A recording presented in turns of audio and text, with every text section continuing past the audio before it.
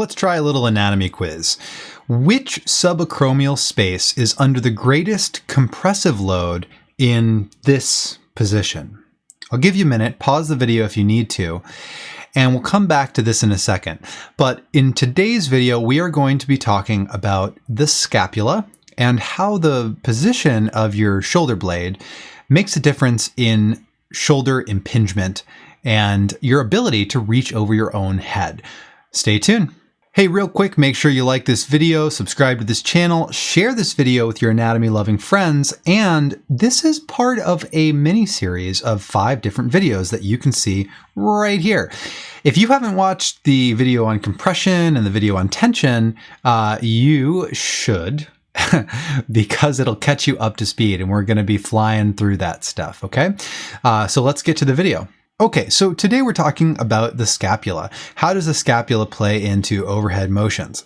So our quiz started off with asking which subacromial space, by the way, that's the space under your acromion, and I talk about it a lot in the first video of this series. So go back and watch that if you need to. And what we're going to see here is that when the arm is lifting, really lifting, up, up, up, up, up, and you're externally rotating and all that good stuff, the shoulder blade, the scapula, is moving up and forward because that's where the arm went. The arm went up and forward, okay? Versus what you're seeing here on the left side is that this is a really classic cue. I'm not really sure where this came from, but scapula down and back. I don't know why people really do this. But basically what they're doing is they're taking the scapula, so they're taking the arm and they're moving it down and back. Now, in this photo, I've got both actual humeruses, or humeri, I guess, are externally rotated. So the only difference from side to side in this picture is that one shoulder blade has lifted up and the other shoulder blade has been packed down and back, okay? And what we see is that the right side here is free to move, and that the left side here is compressed. So the correct answer, which has the greatest compressive load, is the left side has the greatest compressive load because it's down and back. So let's find out why. So we've already discussed in video 1 of this series that as you reach over your head, the rotation of your humerus will alter the compression of the subacromial space. So in this picture here, basically what we have is this is the subacromial space, okay? There's some stuff in it, bursa and a tendon, but as you reach overhead, it gets squished underneath the acromion process. But if you externally rotate the arm, it clears that stuff out of the way. So that's really nice. That's really convenient.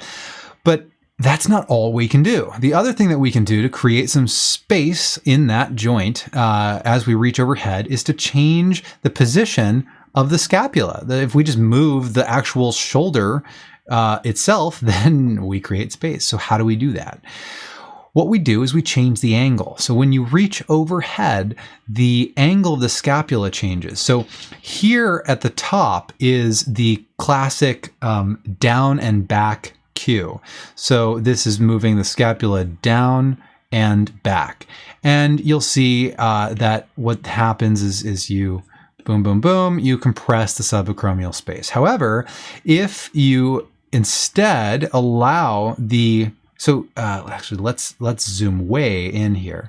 This right here is the glenoid fossa, and that is the articulating surface of the glenohumeral joint, but it's part of the scapula. And what I've done here is this line like this is just pointing, it's just showing you which direction that joint surface is pointing, okay? So notice that arrow versus here, I'll draw it real big, versus that arrow. So the top arrow now is facing kind of down, right? So there's just less room. But if you just angle the scapula so it's pointing up, then you have more room to reach up. Pretty simple. So we spin, it spins into upward rotation. Okay, so this brings us to a concept called scapulohumeral rhythm. And all this means, you could put it in fancy science terms, but I like to keep things really simple. Scapulohumeral rhythm, all that means is wherever the arm is going to go, the shoulder blades have to follow.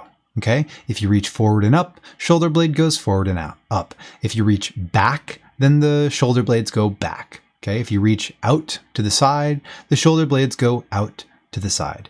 Very simple.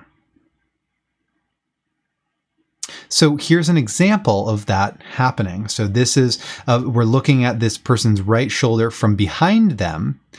And you see that when the arm is down, the medial border of the scapula is pretty close to the spine. But then when you reach the arm overhead, it moves away from the spine. The acromion process right here moves up. The inferior angle moves up and out. So this is moving up and out and forward and away from the spine and up and kind of towards the ears. A lot of people are afraid of having the shoulder by the ear. I don't want to crowd space. I don't want tension.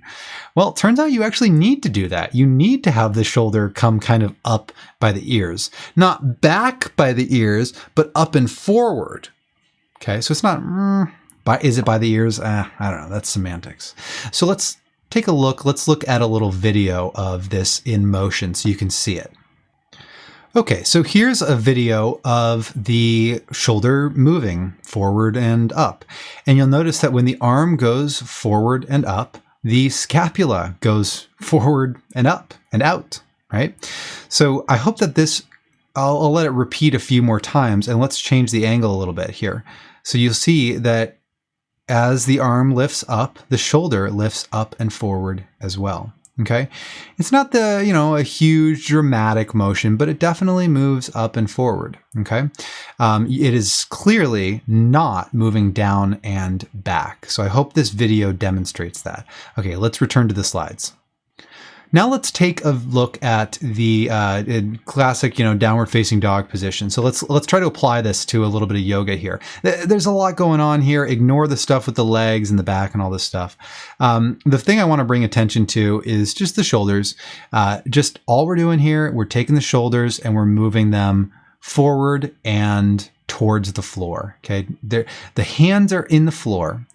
The force from the floor is pushing against our hands. So what do we have to do? We have to push against that force. We have to push into the floor. We have to drive our arms into the floor. We already talked about the external rotation aspect. So we externally rotate the arms and we lift the shoulder blades into the space of the armpits. Okay, and that's going to create the most space and strength in that glenohumeral joint. Let's look at this in the simplest terms. So all we need to do is realize that we just follow the leader. Okay. And that's a simple rule, and it'll kind of allow people to move naturally.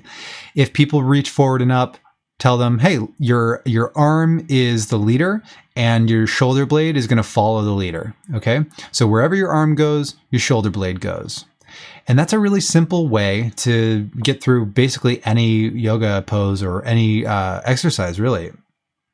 There are some exceptions. I think there are some good arguments for not, well, I don't want to get into the exceptions. Let's establish a general idea and just realize in the back of your mind that if somebody says the opposite, they're not necessarily wrong. They might just know a little bit more about the subject. And if so, maybe talk to them about it. So sorry for my decal in the back behind this stuff. I thought I removed that from this image. It's hard to read. So I'll read this for you. The simple cues. How do we cue this? So how do you actually tell somebody to do what I'm saying? How do you teach somebody to to upwardly rotate the scapula? So like I said, you can say, well, just follow the leader. The arm is the leader. Let your shoulder blade follow it. Okay. So that's one way you can say it. Just say, press the shoulder blades forward and up. That's what I say most often, probably. Spin your arms so that you hide your armpits. That's more for external rotation of the humerus, but it kind of involves pushing the scapula forward and into the armpits. Or you can use external cues. External cues, this is where you got to get creative and think about, you know, what are you trying to accomplish? So if you're in a plank position, for example, and the floor is causing your shoulder blades to wing out, it's not that winging scapula is the end of the world. It's just that you're not using your muscles. You're not strengthening those muscles. So if we're trying to get stronger, then let's use the muscles, you know, more. So if you're doing a plank and you notice somebody has their scapulas winging, you don't have to say, oh, you should never wing your scapula. Just say, hey, really push into the floor like it's a heavy wall and you're trying to push that floor away from you. Easy, right? Give them a goal-oriented sort of activity. Or if they were reaching their arms to the sides, you know, the classic movie thing where the walls are closing in on me. You're the hero and you got to push the walls and, you know, save so your buddy can open the door and then you can run out with your lives, barely escape. Okay, I think I'm trailing off here a little bit. I don't want to lose you. So this is a good place to call it for this topic. Next time, we're going to talk about the path of motion. So how do you actually get overhead? Do you reach forward and up, or do you reach out to the side and up, or somewhere in between? Again, go back, watch the compression video, the tension video. This was the scapular considerations. And remember that these are all considerations that at the end of the day, we have to be able to put it all together. That'll be the last video in this series. So don't get dogmatic. Don't assume that one little fact is the albeit. It's the end all be all for shoulder motion, is because you got to externally rotate.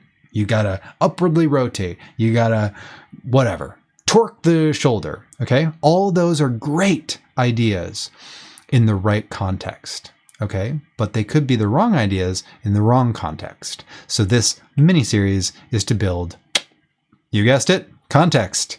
Hey, like this video, subscribe to my channel, share this with your friends, and I'll see you in the next episode.